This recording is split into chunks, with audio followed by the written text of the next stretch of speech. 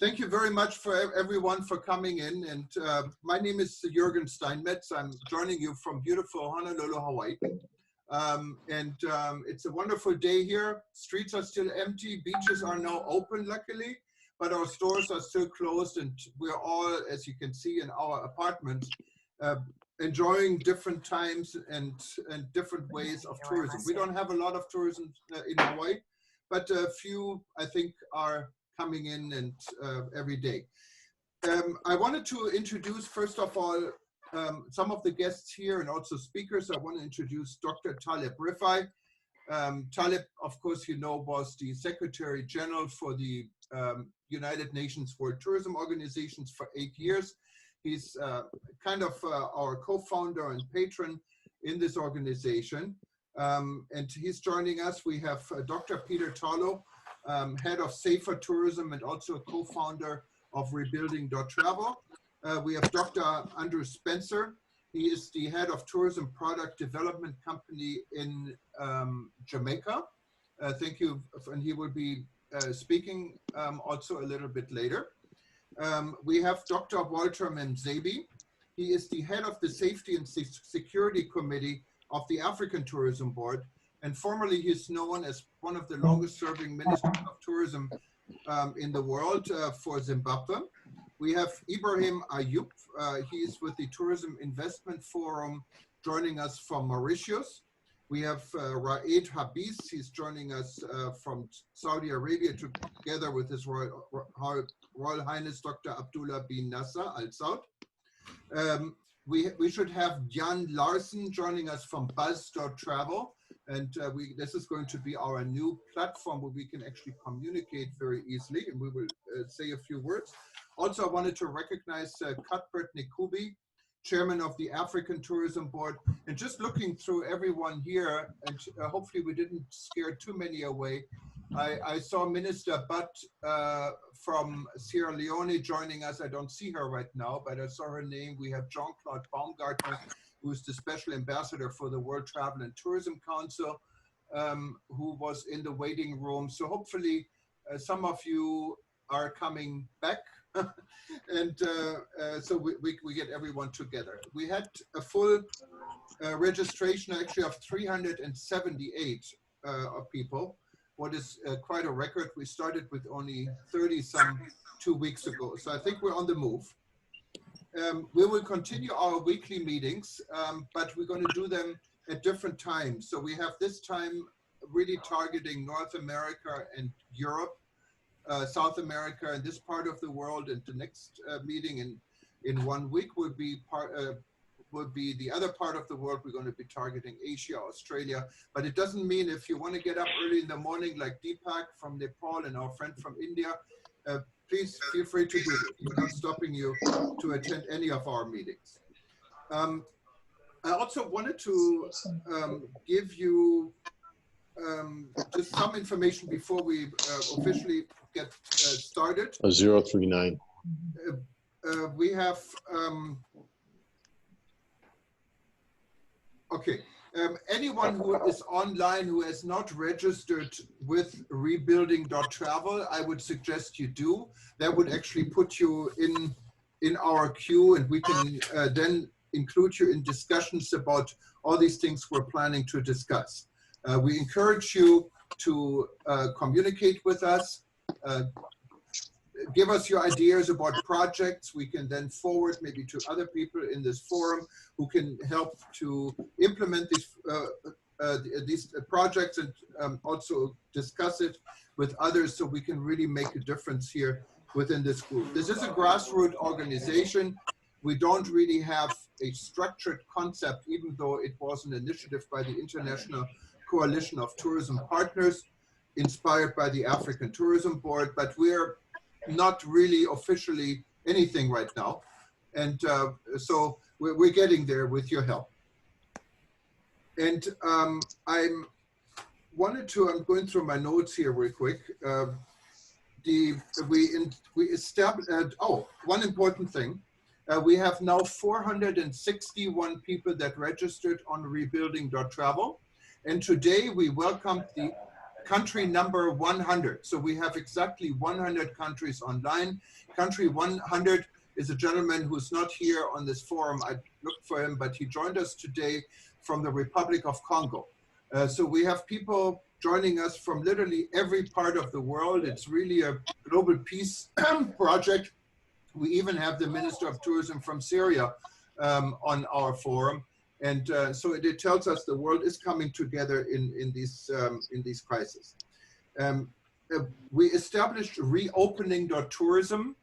This will be available on June 1st. And it's a platform where you can tell the world about how you reopen, if you're reopening, how you're planning to reopen. It's a commercial platform.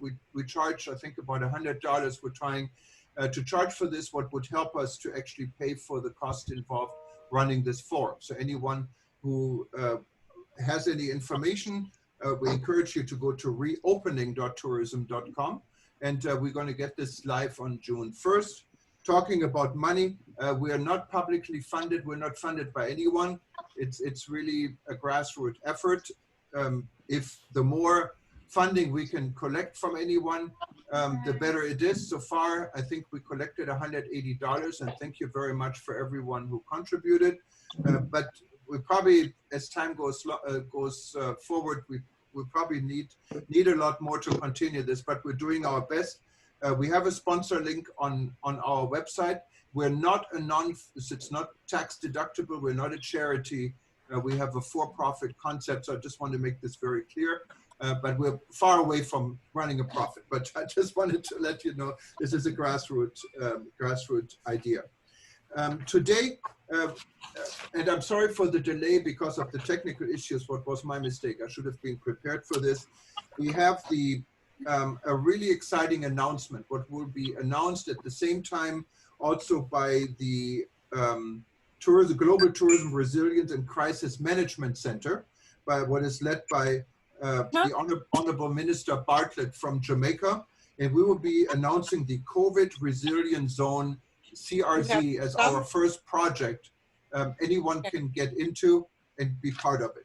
Okay. So I've spoken a lot now, so I want to give the microphone just for a few minutes to Dr. Taleb Rifai, who will then go forward and have Dr. Peter Tarlow take the lead on this discussion. Taleb, go ahead.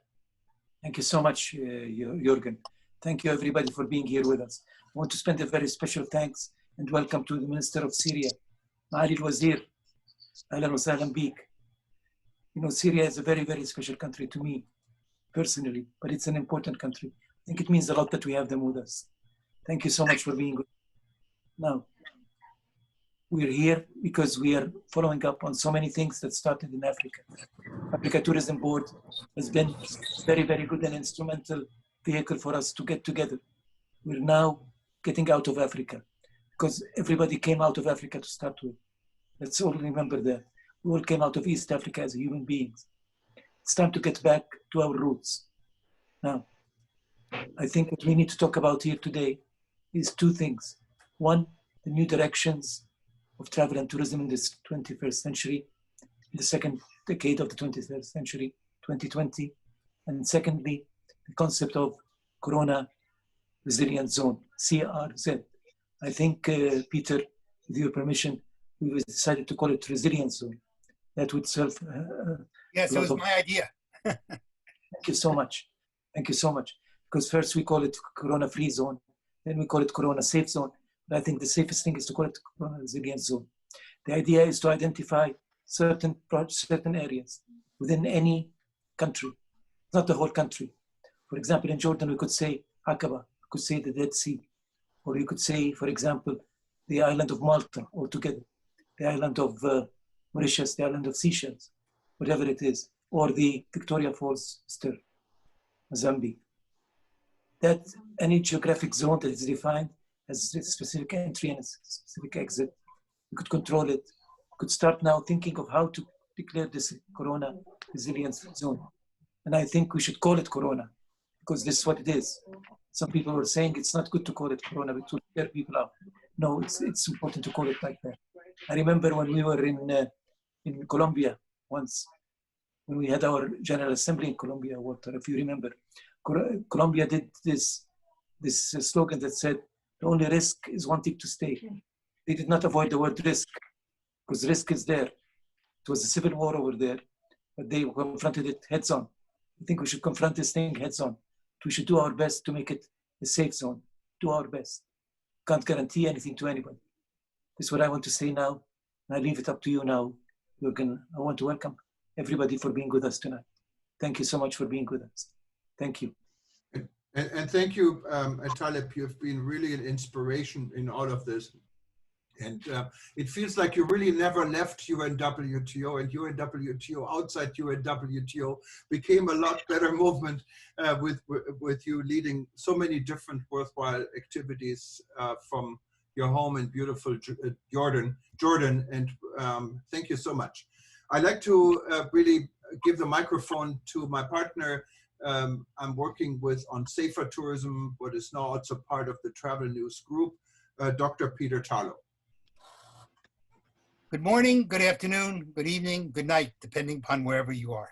So I want to thank everyone for being here.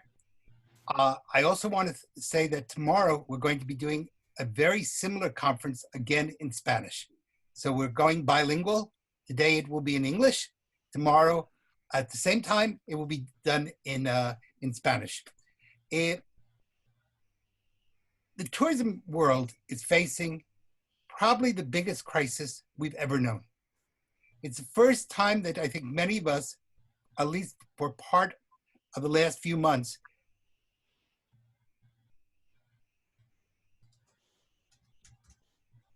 Can't hear you anymore, Peter. Peter, can't hear you. Yes. Okay. Peter, go ahead. Yes, we can hear you. Sorry. Yeah, Jürgen muted me too. Let me start again. Did everybody hear the first part, or should I start all over? Yes. Go ahead. Do the first part again? Yes, please. So, good morning, good afternoon, good evening. This has been a day of some technical difficulties, but just like we had to get past COVID, we're also going to have to get past technical difficulties. It's part of the new world in which we live. We're going to be doing this conference. It's actually bilingual. Today, it's being done in English. Tomorrow, we're going to do very much the same issues, but again in Spanish. So if you'd like to tune in tomorrow in Spanish, both will be on YouTube. Everything we do today and everything we do tomorrow. So if you miss something, you don't have to take notes. You'll be able to see it on YouTube. For those of you who don't know me, I've worked for the last 25 years in issues of tourism security. I've worked on everything from 3 international Olympic Games, World Cup Games. I've worked with cities, countries, communities around the world to create a tourism industry that is safe, secure, and now healthy. And we often call that tourism surety, which is where you bring safety, security, health, reputation, and economics together. And all of those are very important. Now we're facing for the first time probably the greatest crisis that the tourism industry has ever known. Certainly in the last few months, all of us at one point or another have questioned if tourism is going to continue. We went in January from the world's greatest industry and probably the most profitable to by the end of March or beginning of April, it's almost ceased to exist. Airlines were 96 to 97% empty. Streets were empty. Hotels were empty. And convention and visitor bureaus wondered how they would make payrolls. The Las Vegas Strip was blacked out, which is never heard of. And it doesn't matter if you were in Paris or Tokyo, the Olympics were postponed, or Las Vegas or New York, or greetings from here from beautiful Texas, where it's a wonderful and beautiful day. Wherever we were, we worried about it. And so we have been struggling, all of us, one way or the other, to come up with ideas. Today, one of the ideas we were going to propose to you, and I'm working very closely with Jamaica, and my friend and colleague, Dr. Andrew Spencer will be speaking in just a few moments after I present. But the whole idea of creating some way that we can face COVID-19 head on. Now, many people started to use terms such as COVID-free zones or COVID-safe zones. I will tell you, as someone who works in risk management, those are dangerous terms. First of all, there is no such thing as 100% security, 100% freedom. No matter how you check it, someone can get through a system and it can create terrible problems. Not only reputational problems, but I'm in the United States often called to be a witness, an expert witness in law cases. And I live in a country whose national sport is suing. And I will tell you that you have to be extraordinarily careful of what you say in your terminology, because it can come back to bite you afterwards. So instead, we're proposing the concept of a COVID resilience zone. Why resilience? Because resilience indicates 3 stages. The first stage is, how do we make that area, that zone, whatever we want to choose to define it, as least dangerous as possible? Again, and someone who works in risk management will tell you, you never speak in the positive, and that you always speak in the negative. In other words, I cannot assure you it is 100% safe. What I can say is I will work hard to make it the least dangerous possible. So the first part of it is going through and creating ways of checking that zone and knowing. That means we're going to have to create protocols, guidelines. What do we expect to be able to say for a COVID resilience center? But secondly, resilience means you're not going to get us down. So while we are checking to make sure that people are in the least danger possible, we're also finding ways to keeping the economy going, creating economic opportunities, and finding ways to bounce back. That's what the resilience is all about. It's not just being down, it's also bouncing back. Now that means there's lots of projects that are going to have to be created. Many of you know that one of the definitions of a crisis is the place where danger and opportunity come together. We can either take the road to danger or we can take the road to opportunity. By calling it a COVID resilience zone, what we're saying is we're looking for those opportunities to bring tourism back. It may come back in different formats. For a while, there may not be long-term, long-haul travel. Instead, it may have to be domestic travel or regional travel. There may be that we're going to have to find ways of going after specific demographics within the population. Some people who before traveled may not be able to take the health risk that we used to take and assume would be okay. It means working with tourism as a full system. And one of the things I like to explain to people all the time is tourism is like the human body. I teach in a medical school. And the human body is a system. It's not any one organ. It's many organs that are working together. And if any one goes down, then the whole system can collapse. We call that death. We have to do the same within tourism. We have to be part of the health system, the economic system, the employment system. We have to be able to give people new opportunities. We have to be able to find ways to create hope and resilience. And those may be the 2 most important words we have. One is the hope that we have within us, the ability to find that resilience. Now, again, what we are working on now is to help not for the whole world, because you can't do that, but rather what we would like to be able to do is work with each individual place, be it Jordan, be it Israel, be it France, be it Spain, be it Asia, but each individual place to create a resilience, a COVID resilience zone according to the needs of that one place. One size will not fit all.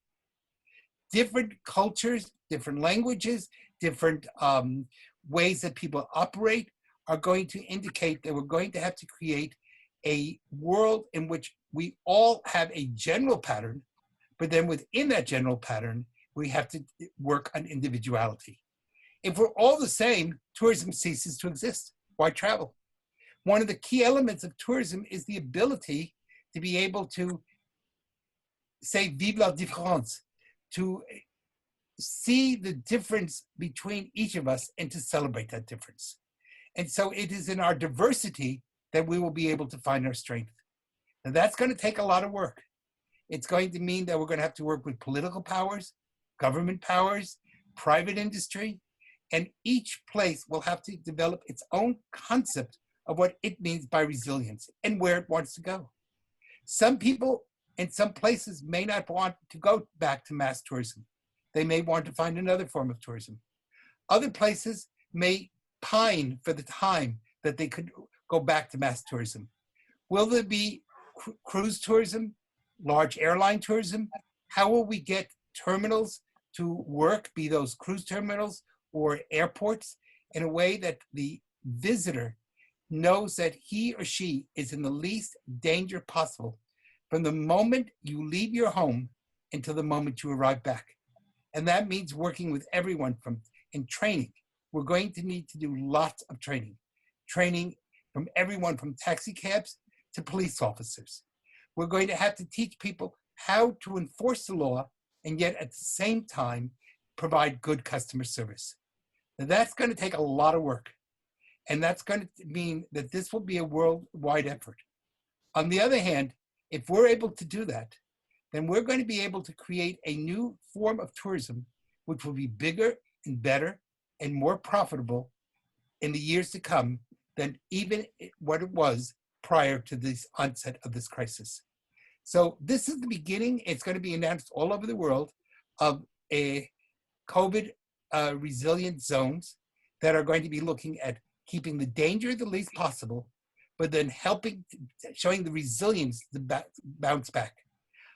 In a second, I'm going to ask my friend and colleague, Dr. Andrew Spencer. I'm working with him in Jamaica. We are working to make Jamaica the safest possible island, or the least dangerous island in the Caribbean, a place where people can come, have a wonderful time, and go back home healthier and happier than when they arrived. Now that's a big program to take place. And no one can guarantee 100%. None of us are God, but all of us have the ability to try to work to become God's partners in making this world a better place. So I'm going to ask Andrew if he'd like to say a few words about the Resilience Center in Jamaica, and then how we're taking some of these ideas. We just finished in Jamaica a major audit or assessment of the hotels across the nation of Jamaica, and began to look at such things as fairs and public offerings. And the next stage will be beaches and working with police across the island. So Andrew, I know you're here someplace, but I'm going to pass the baton over to you. Thanks, Peter, my fellow God's partner. Thanks to you and Jürgen for the invitation. I think certainly you've summed it up quite well. The context in which we operate is something that none of us anticipated would have been happening in 2020. And I think if we thought about 2020, our ideas of 2020 might have been glorious. I mean, for Jamaica in particular, we had a record-breaking year last year. We had a target of 5 million visitors, earning $5 million US and growing by 5%. And we were well on the way to that target, and then came COVID. So I'm quite excited by the partnership for sure on COVID resilience zones. And certainly in these COVID resilience spaces, one of the things we have to think about, as you've rightly said, Peter, is not just your resistance to something happening, but your ability to treat with if it does, and the ability to bounce back. So we've been looking at that in large part. I think what's important though is that Jamaica has always considered the notion of assurance to be an important part of what we do. And so the entire remit of the agency that I lead, which is the Tourism Product Development Company, focuses on a thing we call destination assurance. And you will admit that in this pandemic, destination assurance is now basically on steroids. It's a greater degree of assurance that's required. So Minister Bartlett, who would have loved to be here, has been speaking a lot lately about Generation C.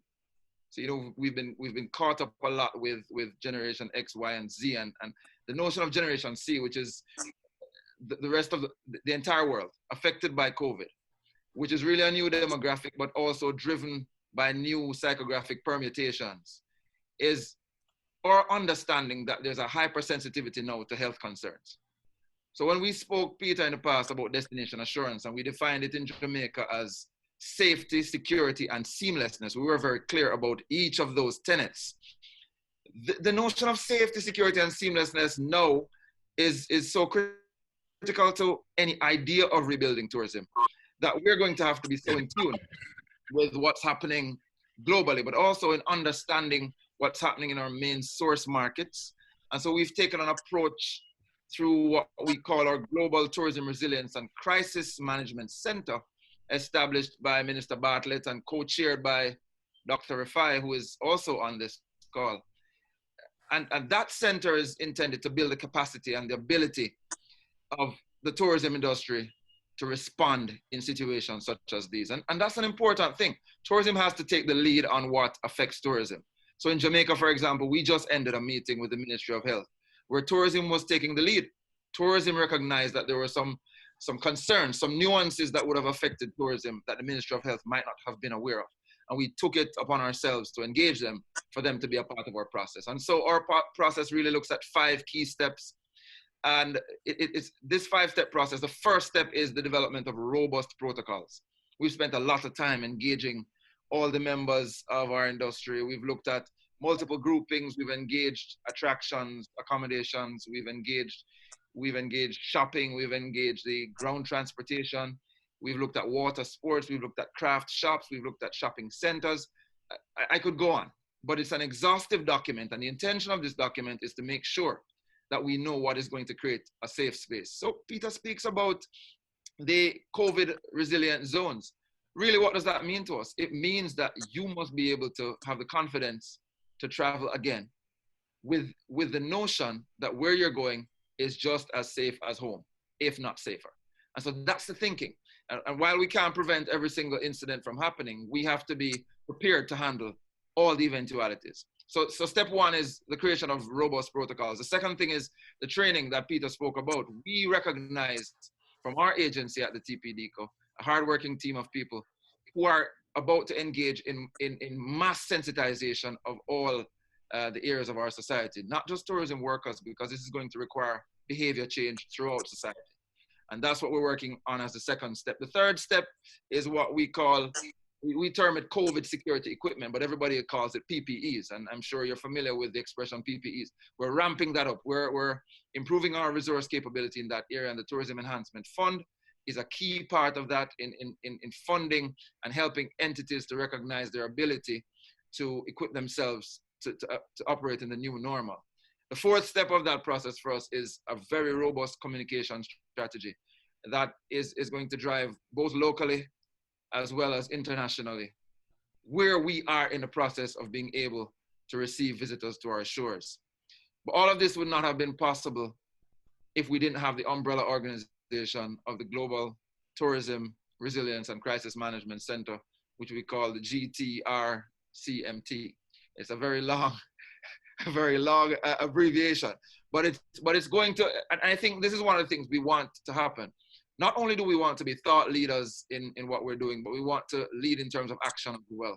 And so I'll say more later, but those are my introductory remarks. I think it's going to have to be a brand new day, and that brand new day is going to require brand new thinking.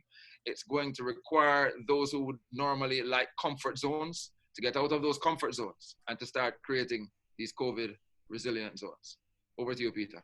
Thank you, Andrew. And I think I need to be transparent and say that right now, Andrew and I are writing a book about tourism safety and security across the Caribbean.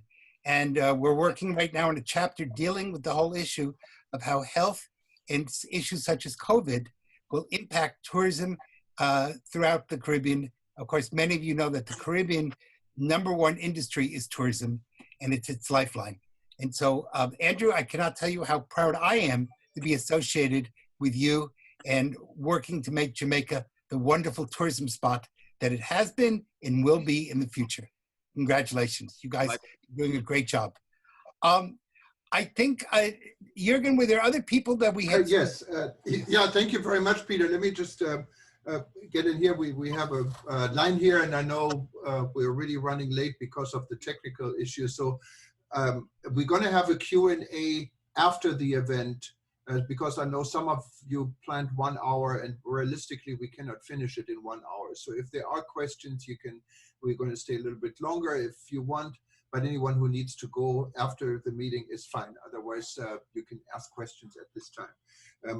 Thank you very much, Andrew, for this outline. It was quite an educational process, and we're very happy to join force with your project, and hopefully get many others in the world involved on talking about resilience. I think Taleb had a question.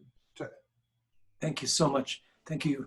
No, I'm quite thankful, and I'm very impressed with the work that Peter and Andrew are doing.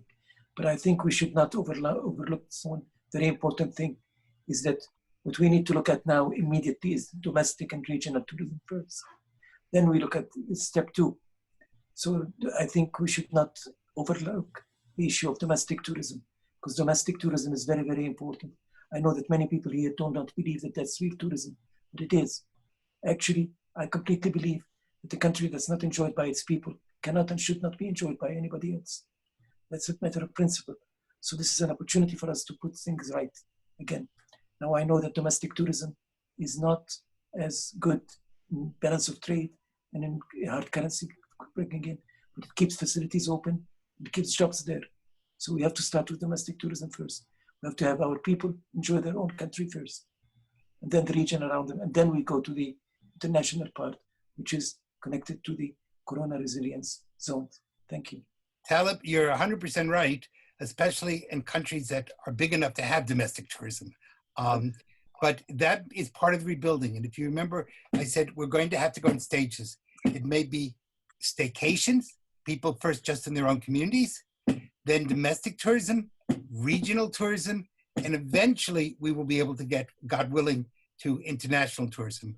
But that's going to be a stage, and we have to make each stage show resilience so that we're able to move on to the next stage. You cannot run until you can walk, and you cannot walk until you can crawl. So we have to rebuild and take this almost as if we're taking a child being reborn, and then therefore a sense of renaissance, of rebirth that's going on. So yes, your comments are very well taken.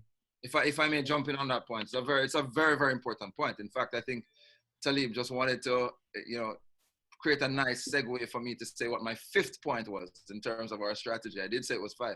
And the 5th one is actually a staggered reopening. And that staggered reopening is really looking at that. What are the phases that need to come before we look at issues to do with long haul and other kinds of travel. So of course, domestic has to be a huge part of that. Regional travel has to be a critical part of that. We're going to be looking at some areas of the economy that need to open for others do. Of course, one of the challenges in the discussion with the Ministry of Health in Jamaica is that tourism has this symbiotic relationship with almost every other industry and sector. So the reality for us is that can you really fully open tourism without opening everything else? So the question about the sequencing of the opening, but it's going to be a staggered opening approach, and that's our 5th and final step in our approach. Thank you very much, Andrew. Other people would like to comment. Yes.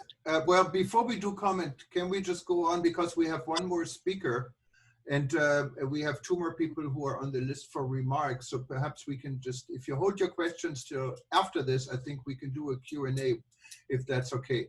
I wanted to just recognize real quick, and please only 1 minute if you can, recognize Cuthbert Nkubi.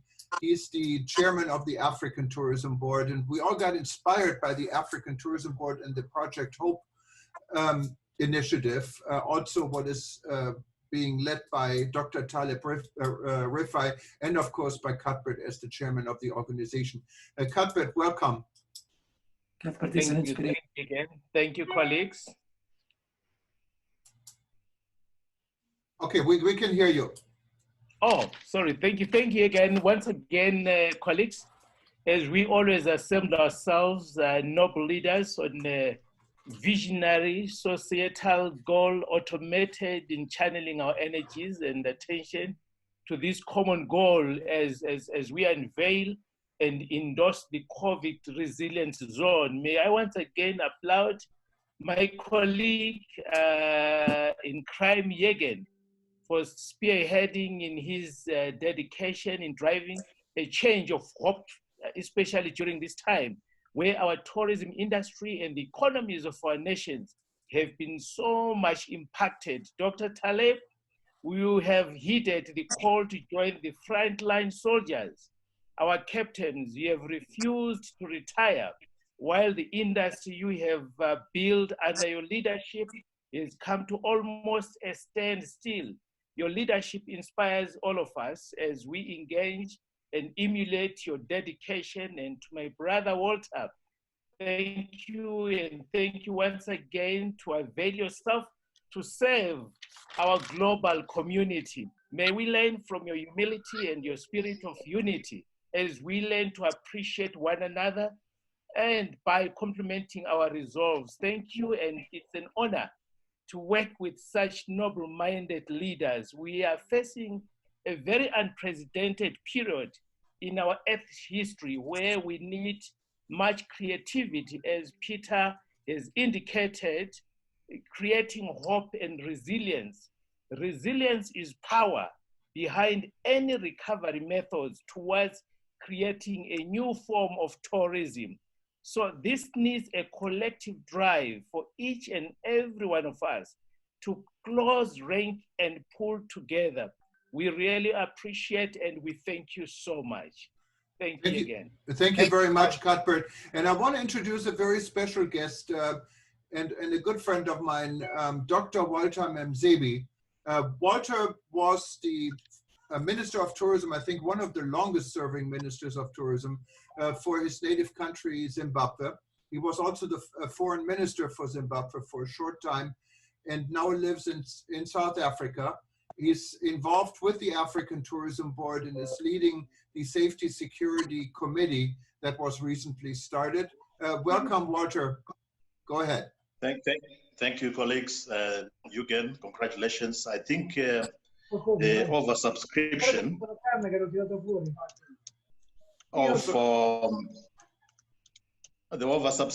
to this session speaks to what we're trying to serve.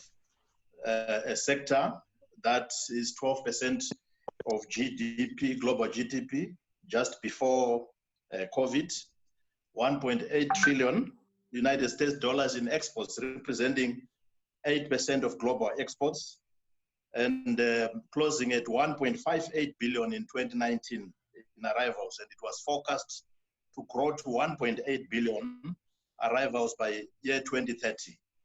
So we have to serve this sector, and this is why some of us who had gone into retirement have been called out to assist. But I want to compliment Peter on coming up with the corona resilience terminology. I think the key is going to be rationalization. We must universalize this terminology so that we all speak the same language, country to country. We are in 6s and 7s in Africa. As you would imagine, every country has its own recovery and response strategies to COVID. And I'm happy that I shall be working with Peter in the Safety, Security and Crisis Management Committee, but I've added the word disaster because African governments have basically pronounced the corona and COVID-19 as a disaster. And essentially that's what it is. So we hope that going forward, I can work with Peter to draft a strategic framework on how to respond to this issue in the African continent from country to country.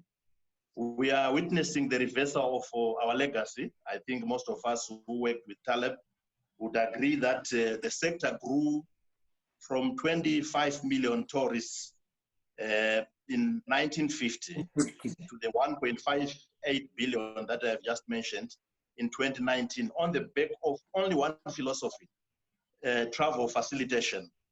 And travel facilitation meant that the new index of measuring performance of tourism economy was going to be destination openness. It is this openness now that has been closed. And it is the openness that we are now saying must come back, recalibrated to come back, starting, of course, with domestic tourism, as has already been mentioned, growing to regional, to international. But I want to just underscore what Peter has mentioned on the issue of designating our tourist attractions, because we cannot start domestic, it will be too big a task. We must identify tourist attractions in national economies and around them, get governments to support the recovery of our tourist attractions by getting them as close as possible to what Peter is pushing, which is the Corona resilience designation. Yes. So that graduality, that recalibration starts from the attractions, growing to domestic tourism, growing to the national product, growing to the regional product, and going forth. So I hope that together with Peter, we'll present a framework, I think, by end of next week, that will show that recalibration and the coming back of the product on the African continent. I'll be available for questions. Thank you. Thank you very much, Walter. Thank you, yes. And I think we can all see why Walter has been such an important person in the world of tourism. So, Walter, I know we're all looking, I'm very much looking forward to working with you. Thank you, thank you. Wow. Thank you very much.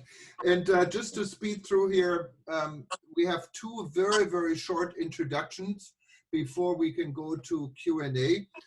One is from Ibrahim Ayub. Ibrahim is the man behind the Tourism Investment Conference on the sideline of the World Travel Market in London. He's joining us from his native Mauritius. Welcome, Ibrahim. If we can just maybe restrict it to 2, 3, maximum 4 minutes, please. Thank you. Thank you so much, Jürgen. Thank you to all of you, and good evening, good morning, good afternoon, wherever you are around the world.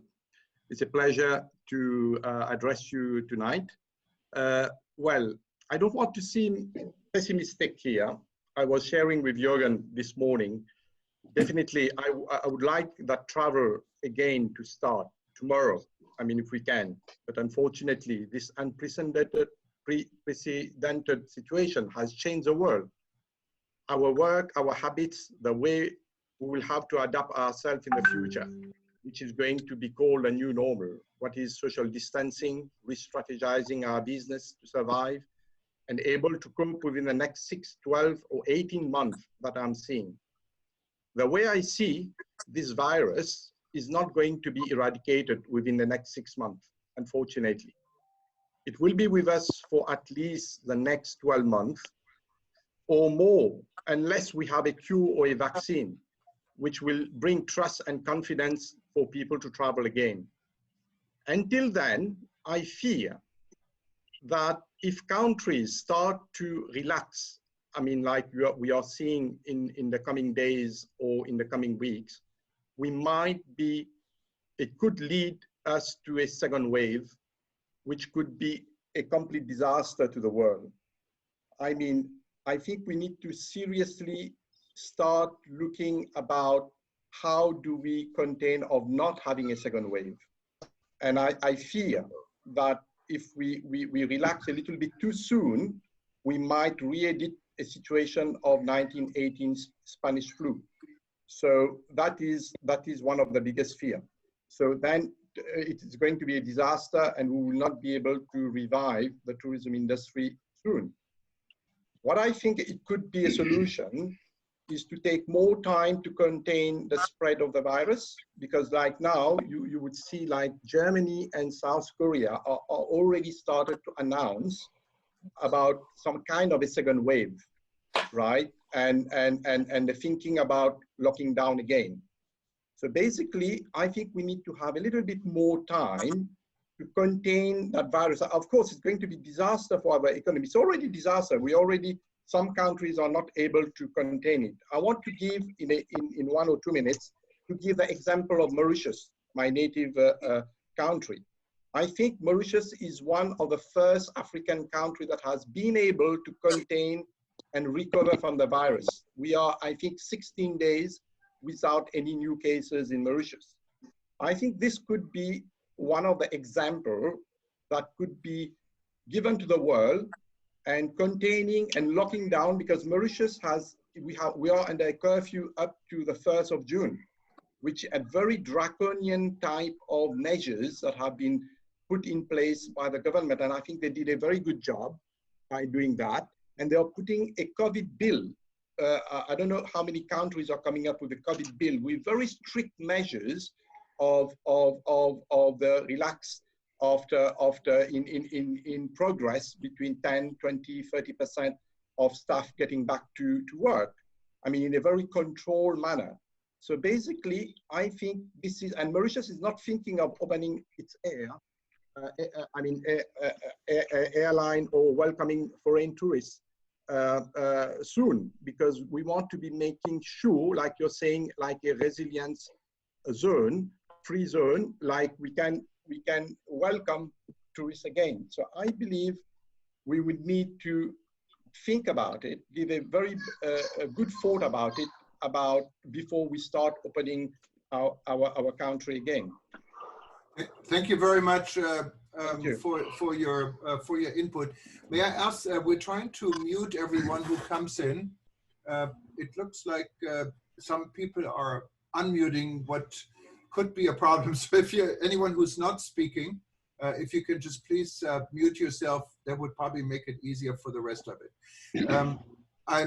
I wanted to introduce to you Mr. Raed Habis, and I hope I pronounced this correctly. He's joining us from Saudi Arabia today. Raed is one of the movers and shakers in the Kingdom of Saudi Arabia, involved in a lot of domestic and international tourism initiatives. He is I think it's probably better you introduce yourself, because you're involved in so many things and I don't want to mess it up. Welcome, Raed. Just a few minutes, I appreciate it. Thank you. Okay, thank you very much, Jürgen, for giving me this chance to start with.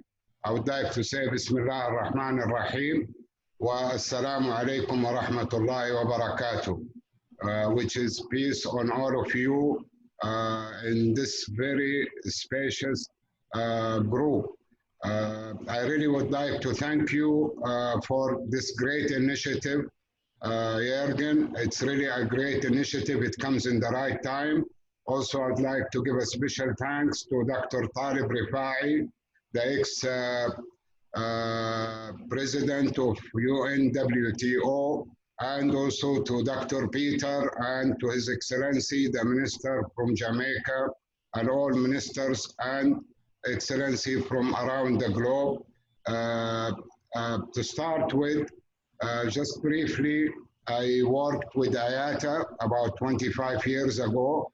And then I worked with Saudi Airlines for handling distribution all over the globe. Also, I work with the Islamic Chamber of Commerce as Director of Tourism Development and Investment. I visited over 150 countries, and we were trying to promote under OIC organization, which is the biggest, second biggest organization in the globe after UN. And it comprises of beautiful 57 Islamic countries. There are around 1.2 billion tourist arrivals in the globe. OIC countries only get less than 10%. So we worked on many programs to develop inter-tourism between OIC countries and the globe. And in our Quran, it says people have to travel to know each other, to have peace, and to have business and investment. We have a lot of opportunity in tourism. However, due to this COVID-19, everything, as Dr. Peter said, it comes to a shutdown or a lockdown. but through people like you, the movers and shakers, the experts, the decision maker, the industry people. I think we will be able, inshallah, to make it back. Of course, it will not come back as quickly as everybody wish. However, through planning and execution, yes, we can do it. I don't want to take much time of your time today.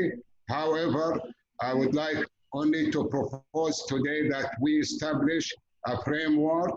We put the vision of this group, we put the objectives, we put KPIs, KPTs, we identify some project in technology, in marketing, in finance, and we can devise a whole machinery like IATA, which I have very close relationship that I can share with you in our next meeting.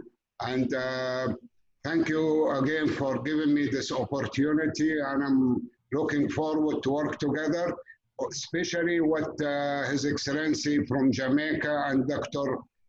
Peter suggested. We have to have a resilience center, especially with COVID problem, and we should be as a think tank watch group to the governments or to the NGOs or organization like WHO or the UNWTO or ACI or ICAO.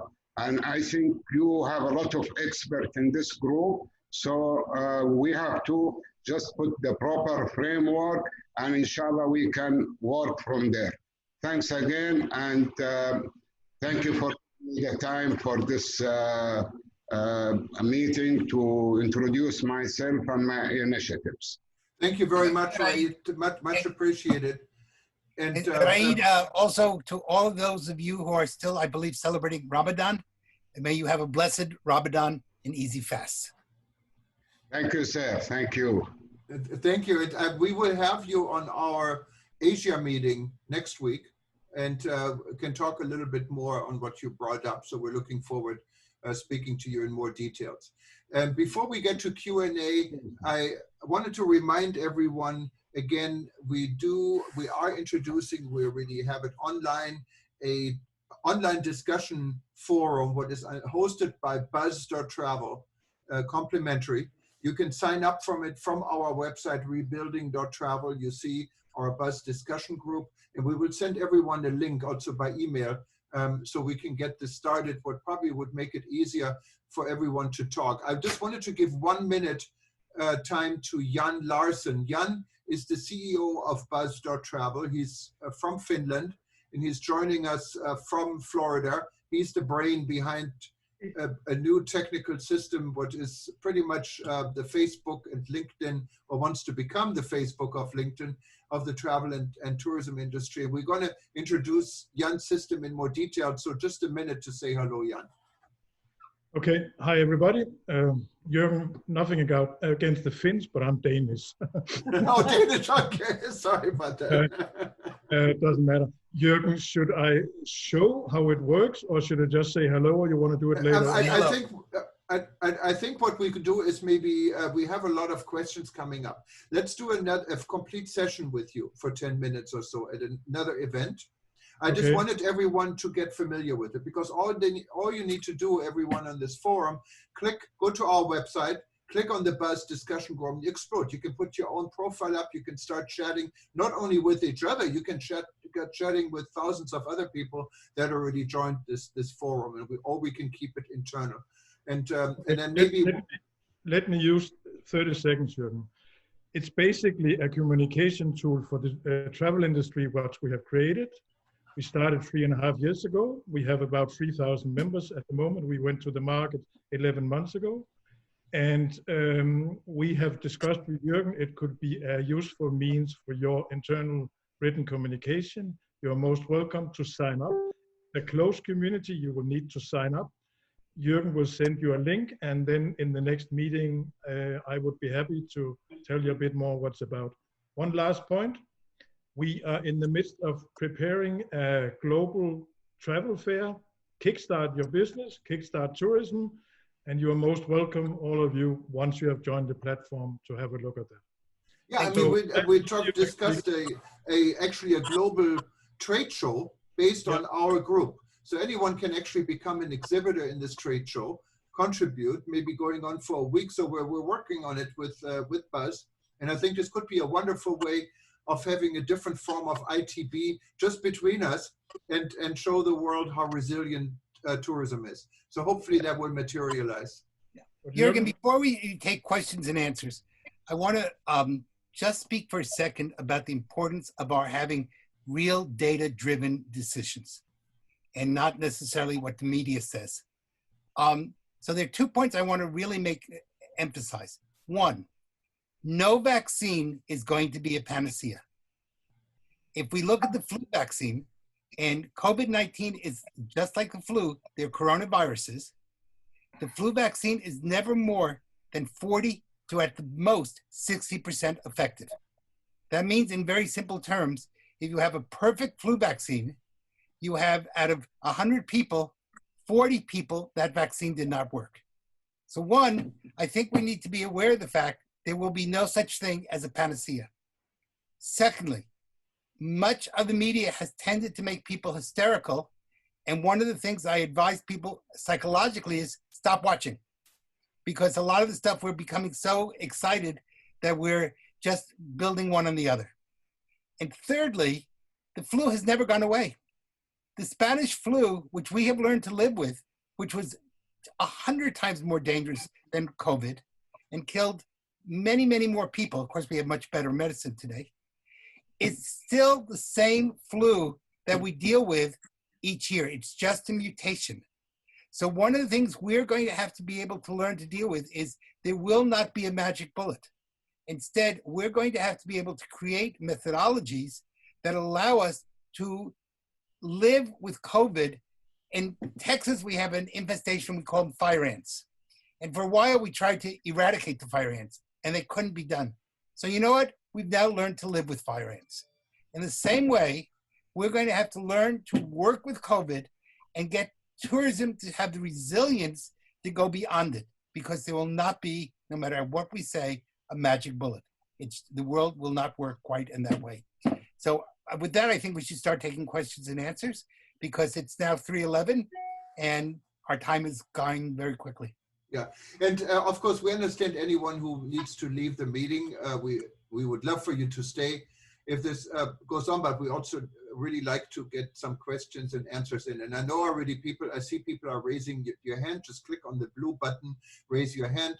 The first person I saw is Mario Masculin. He's in Rome. I know he has been writing for my publication, eTurbo News, for the last 20 years and has been right in the center of Corona in Rome, Italy. Welcome, Mario. I think we have to unmute you. Okay, go ahead. Okay, good evening to everybody.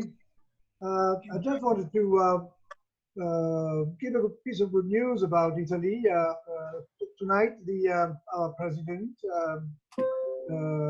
prime minister, announced the financial opening to help the industries, the people in need, etc., and tourism. So the tourism enterprises in Italy, who were really very, very badly needed and in a very bad shape, are now going to start their activity, their summer activity, with financial help from the government. There are 55 billion euros available to proceed with the recovery, to help the companies, the big and small companies, to carry on through the year.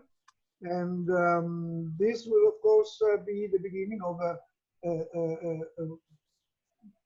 new life for Italy. As you know, there's been a real drama here. And the other thing which is very important is that some money will be also given without request for return. It's free money to industries who are really in bad shape. So this is of course, going to help a lot. But what is the problem in the tourism industry is not solved through this because of the rules and conditions in order to take over again. The rules and conditions impose the distances, etc. So only restaurants who have a big space can really start their activity again. If they were holding, I mean, serving about 100 people, now they have to serve only 50 people, but they still need to employ number of staff to serve these people, and the income will not be sufficient to conduct this situation. Anyway, it's a good start for for Italy to know that something is going to move, and also this is going to help to avoid the mafia.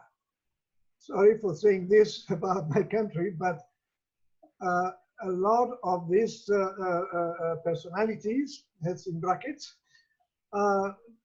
they are ready to jump into industries or companies in default in order to get hold of them for a few pennies. So the government's generosity, as I would say now, is going to stop a bit of all this going on. And I hope that the country will start moving, the tourism will resume, but we still have the problem of tourism from abroad. It will be tourism within the country. And that's kind of what, I'm sorry, Mike.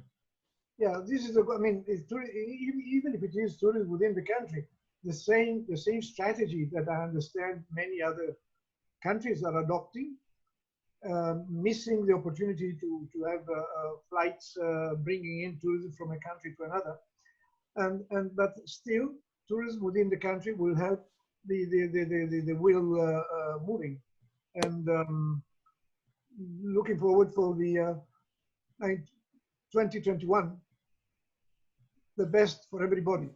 Okay, thank you very much, Mario. Some good feedback. Thanks for the news from Italy. I know you have been affected by Corona probably more and longer than any one of us, and Right. I'm glad to see that you're doing well and active. I'd like to welcome Benjamin Carey. Benjamin, I think, is joining us from the UK. Welcome, yes. Benjamin. Thank you very much. So I'm joining you from Scotland. I'm a consultant. I've done quite a lot of work, or recovery work, with destinations around the world, Ebola in West Africa, foot and mouth in the UK, crisis, terrorism and conflict in the Middle East. I want to draw a distinction between the so-called developed world and the global south. I think that destinations in Europe, North America have a massive cushion protected by their governments, and they will get through this. There are furlough schemes, there's lots of financial packages which are helping, and I'm working in Scotland, and it is very, very hard. People are losing their jobs, businesses going out of business, but I think there will be recovery. I'm doing a national tourism plan at the moment for Bangladesh, and I'm working with a lot of businesses in the global south, and they don't have a cushion. And I think the talk of domestic tourism, regional bubbles are valid if you're talking about New Zealand, Australia, the Baltics, Europe. But I don't think these offer the same level of protection and resilience for countries, particularly in sub-Saharan Africa, so South Asia. And really my question is, what can global organizations, what can we as a group do to find solutions that will really provide practical support to those communities in and around destinations that do not have the financial support that's available from governments that we have in Europe and North America? Thank you very much, Benjamin. Taleb raised his hand. Taleb, go ahead. Yes, thank you so much. I want to make another comment, please, on domestic tourism. I think we're missing the point here because maybe you have your speaker on, Taleb. I don't know. Oh no, I see you in there twice. So let me mute you on one line. So yes, go ahead. Please. Go ahead. Okay. Now, much better. Domestic tourism is a right for every nation. Developed countries have developed domestic tourism at a much more advanced level. But developing countries are treating tourists, foreign tourists, like they're coming from Mars. So this is not right, it's not healthy. I think what we need to do is refocus on domestic tourism. Domestic tourism does not mean that we are going to forget about inviting people from outside the country. But it means that we have to mobilize our internal forces and try to get some work done. For example, we need to revisit our promotion strategy. We need to also revisit our vacation policies. Governments will have to be pressured to give longer vacations. We have to also abide by certain protocol. There are different types of domestic tourism, family tourism, entertainment, domestic, visiting relatives and friends. I even heard Peter talking that day about prison tourism. Any kind of movement that would leave the facilities open and keep the jobs on would be excellent. Because we have to admit it, today international tourism is not going to come neither tomorrow nor the day after. It's going to take a while. People are not just going to travel the minute airports are open. They're going to try and overcome the fear, which is a very important factor. So please, let's not underestimate the importance and the power of domestic tourism, especially in developing countries. Thank you. Thank you very much, Taleb. I don't see any more hands, any more questions. If there is any question, this is your last chance. I'm not seeing anyone. There's one. No, I think this was an error. So in any case, this was a long meeting. It is now 10:20 here in Hawaii, and I know it's very late in many other parts of the world. And I also know there's a number of people that actually wanted to speak, and we didn't have time, but we will get to you. All your thoughts we can now discuss on buzz.travel, and any type of projects you want our group to get involved in, you can simply also post to our website. We're trying to get organized. We will get organized, and we're really excited to be involved now in our very first project together with the resilient movement in Jamaica on the COVID resilient zone. That is an opportunity, I think, for every one of you to be part of it and to get your input and maybe implement this over time in your destination. Also, again, I wanted to remind everyone we are starting on June 1st, reopeningtourism.com. You can go to this website. You can actually post commercial plans. That is not for our group. This is for the public to know what you're doing in your destination, in your hotel, and everywhere else. It's a commercial platform, so it's costing $50 or $100 to post it, but we make sure the world will see and know about it. This recording will be available for everyone probably in a few hours. Just go to rebuilding.travel and click on meetings, and you will actually find all our recording, including this one. And it was really a pleasure having you all on board here today. We're really excited. 100 countries, so I think we're really getting someplace right now. And thank you everyone for participating, and I see you hopefully next week or the week after. And in the meantime, you can stay in touch. Aloha from Hawaii again, namaste, auf Wiedersehen, and arrivederci, and whatever else there might be. Thank you very much. All right, it's good to see everyone, and please be in contact, because we have lots of words, but we're going to have to turn those words into actions, and that means each place is going to have to figure out its own system for resilience. We work together as individual parts, we will create a great whole. So I want to thank everyone from Texas, and it was really wonderful getting to see all of you. And I'm glad we now have the first terminology of COVID resilience zones, and eventually that may turn into other forms of resilience zones. So I think that's really, we should be very proud of ourselves. Thank you. And one very last thing, I know we have a number of journalists also joining us. I just wanted to make clear, this is an initiative for all of us. It's a grassroots initiative. Anyone can be have a part in it. And I encourage other journalists also, not writing for my own publication, Ethiopia News, to help us spread the word on rebuilding.travel, on our initiative with resilience. And so we can all actually share with the world and make it more successful. I see that Andrew raised his hand. Andrew, you got the last word.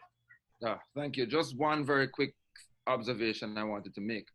It's going to be important going forward, as Peter said, for us to be data-driven. And so it's going to have to be empirical. It's going to have to be scientific. And so the importance of partnering with tourism educational institutions as well is going to be a key part of how we move forward, and which is why the Global Tourism Crisis Resilience Center is actually stationed and based at the University of the West Indies in Jamaica. So it's going to be an important partnership with academia as well as we move forward, so that we can sort of clear the clutter and just be very clear on what's real. Thank you very much, everyone, again. And you have a nice day, nice morning, nice evening. Aloha from here. Bye-bye. Ciao. Nice, And by the way, if you bye. speak Spanish, we'll be doing a second one tomorrow in Spanish. Good night.